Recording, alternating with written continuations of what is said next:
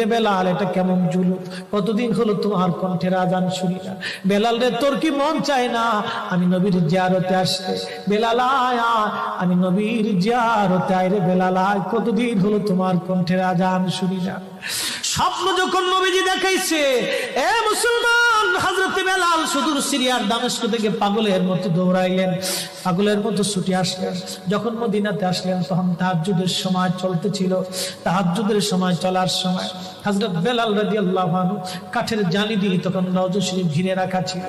ওই জালির পাশে বসে বসে জালির সঙ্গে মাথা ঠেকাইয়া নবীর পাগল বসে বসে গুনগুন গুনগুন করে কাঁদে আর বলে, হুজুর আপনি আসতে বলেছিলেন, গোলাম এসে হাজির হয়েছে।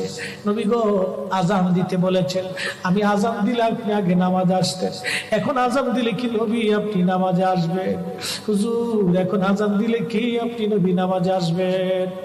নতুন মুয়াজ্জিন আসছে আজান দেওয়ার জন্য, এসে দেখে নবীর মুয়াজ্জিন বেলাল কাঁদে। ডাক দেখে মদিনাবাসী, শুনছো নবীর মুয়াজ্জিন ফিরে এসেছে, বেলাল আসছে, বেলাল ফিরে আসছে। এই কথা শোনার পরে সব সাহাবী ঘর থেকে বের হয়ে দৌড়ায় এসে দেখে বেলাল কাঁদে। সাহাবীরা বলে, বেলাল আজান দাও, কতদিন হলো তোমার কণ্ঠের আজান শুনি না। বেলাল আজান দাও, কতদিন হলো আজান শুনি না রে বেলাল। বেলাল বলে, সাহাবীরা রে, আমি আজান দিলে কি নবী নামাজ আসবে বলো?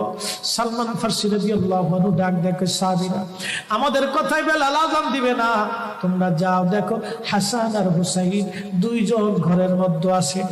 ইমাম হাসান হুসাইন রাদিয়াল্লাহু আনহুমা যদি বলে তাহলে বেলাল অবশ্যই আজান দিবে। সালমান ফারসির পরামর্শে সাহাবীরা দৌড়ায় গেলেন। বর্তমান 7 নম্বর গেট বাবুস সালাম বরাবর একটা মসজিদ আছে, মসজিদে আলী, এটাই ছিল হযরত ফাতেমা